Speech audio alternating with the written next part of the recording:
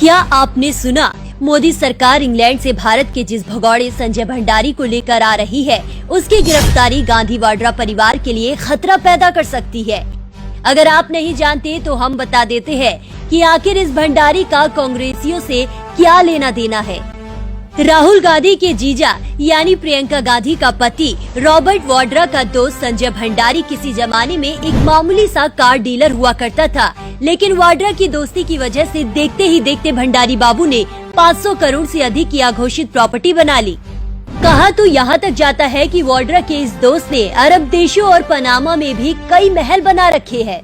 अब बात करते हैं भंडारी ने कैसे गांधी और वाड्रा संग मिलकर कांड किए।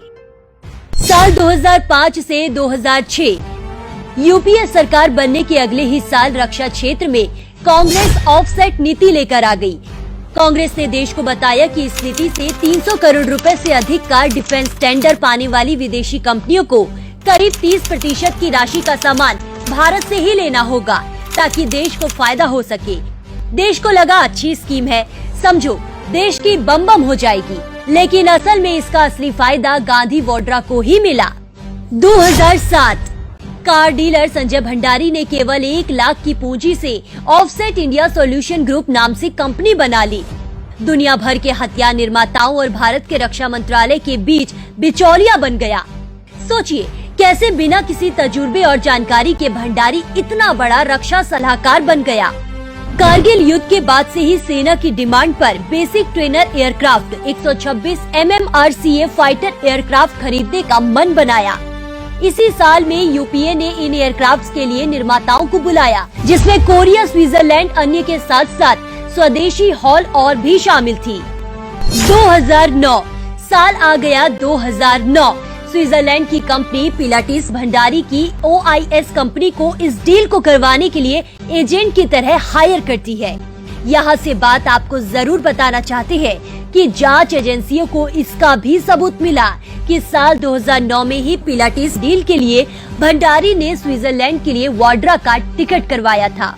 गांधी परिवार का दामाद होने की वजह से डिफेंस मंत्रालय और दफ्तर में वाड्रा को कोई रोक टोक नहीं थी, जिसका फायदा भंडारी ने उठाया और विदेशी कंपनियों की डील करवा दी जाती थी। साल 2011 यूपीए सरकार में एयरफोर्स को पिलाटीज को चुनना पड़ा, जबकि स्वदेशी HAL कंपनी STT 40 जैसे अच्छे एयरक्राफ्ट बनाकर दे सकती थी, लेकिन उसे साइडलाइन करके किसको फायदा पहुंचाना था, ये तो आप समझ ही गए होंगे। हालांकि इस कांड के बीच बवाल तब मच गया जब टेंडर प्रोसेस में शामिल कोरियन कंपनी कोरिया एरोस्पेस ने हल्ला करते हुए कहा कि स्विट्जरलैंड की कंपनी टेंडर की शर्तें पूरी नहीं करती, इसीलिए उसे कॉन्ट्रैक्ट कैसे दिया जा सकता है। मामले पर मिट्टी डालने के लिए डील को थोड़े समय के लिए रोक दिया गया।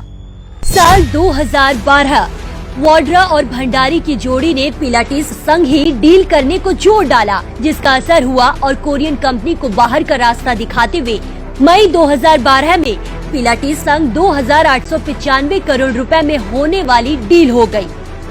एक बात और जान लीजिए, ये डील होना तय था क्योंकि एजेंसियों का मानना था कि भंडारी 2009 में ही वाड्रा को घूस के रूप में लंदन के महंगे एरिया में आलीशान घर दे चुका था, जिसकी तब कीमत 19 करोड़ रुपए के करीब थी।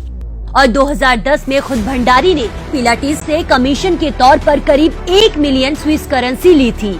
जांच एजेंसियों का मानना है कि वाड्रा ने घूस लेकर भंडारी की मदद की थी। ऐसे ही नाजायज प्रॉपर्टी का गिफ्ट लेकर वाड्रा ने विदेशी कंपनियों के साथ ONGC की 6,744 करोड़ रुपए की डील करवाने में भंडारी की मदद की थी। उसी साल 2012 में वायुसेना ने राफेल या तो यूरोफाइटर खरीदने को मंजूरी दी थी। जैसे कि हमने पहले बताया कि वायुसेना को फाइटर जेट की जरूरत थी, तो इसमें भी भंडारी वाड्रा के लालच ने कैसे देश को नुकसान पहुंचाया। फाइटर जेट की खरीदी के लिए फ्रांसीसी कंपनी दसॉल्ट के साथ बात चल रही थी। ऑफसेट के लिए दसॉल्ट मुकेश अंबानी की रिलायंस एयरस्पेस OIS, संजय भंडारी की OIS को छोड़कर मुकेश अंबानी की रिलायंस एरोस्पेस को कॉन्ट्रैक्ट देने के लिए चुना। हालांकि HAL भी डील का हिस्सा बन सकती थी, लेकिन सोनिया की रिपोर्ट सरकार ने उसकी सिफारिश न करके भंडारी की कंपनी के सिर पर हाथ रखा।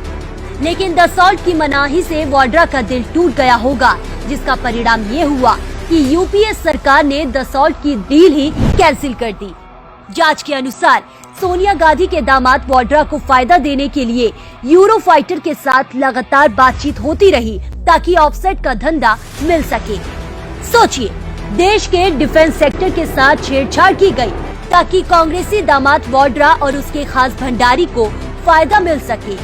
लेकिन इन सब के चक्कर में वायुसेना को फाइटर जेट में इतनी देर हुई, जिससे देश लगातार पिछड़ रहा था। वाड्रा के खासम खास भंडारी को ऐसे ही एक के बाद एक डील मिलती रही और इसी की कमीशन के रूप में भंडारी वाड्रा विदेशों में प्रॉपर्टी बनाते रहे। 2014 साल बदला और सरकार भी बदली। देश में मोदी सरकार के रूप में दमदार सरकार आई। संजय भंडारी की OIS ने दसौल्त को फिर से कांटेक्ट किया, क्योंकि तब तक रक्षा क्षेत्र में मुकेश अंबानी वाली रिलायंस अपना काम बंद कर चुकी थी। लेकिन फिर एक बार OIS के साथ काम करने को दसौल्त ने मना कर दिया। 2016 रातों रात मल्टी करोड़ की कंपनी बन जाने की वजह से भंडारी की कंपनी OIS जांच एजेंसियों की रडार पर थी। रक्षा क्षेत्रों में दलाली और घोटाले को लेकर जांच एजेंसियां लगातार छापेमारी कर रही थी। जांच के दौरान घोटाले के तार संजय भंडारी से जुड़ते चले गए। आयकर विभाग की जांच में भी पता चला कि कांग्रेस सरकार के समय भंडारी ने रक्षा विभाग और आर्मी से जुड़े गोपनीय और महत्वपूर्ण कागजों को डिफेंस कॉन्ट्रैक्टरों तक पहुंचाया करता था।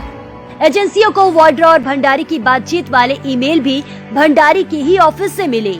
वो साल 2016 था जब देश को वाड्रा की लंदन वाले फ्लैट का पता चला। ऐसे दागी को मोदी सरकार ने डिफेंस डील के लिए बैन कर दिया और उस पर कार्रवाई शुरू हुई।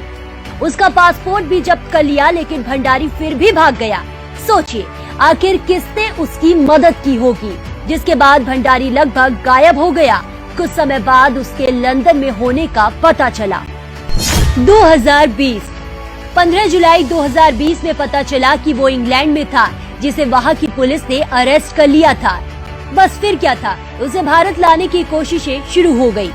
2022 आखिरकार 7 नवंबर को वो दिन आ गया जब भंडारी को वापस भारत लाने की मंजूरी मिल गई। संजय भंडारी के भारत आ जाने से ऐसे कई और राज और घोटाले सामने आएंगे, जिसके चलते जांच एजेंसियां रॉबर्ट वाड्रा के खिलाफ मनी लॉन्ड्रिंग के सबूत मिल जाएंगे, जिससे उसका जेल में जाना मुमकिन हो पाएगा। इसीलिए संजय भंडारी का भारत आना डूबती हुई कांग्रेस के लिए और भी ज्यादा खतरनाक हो जाएगा।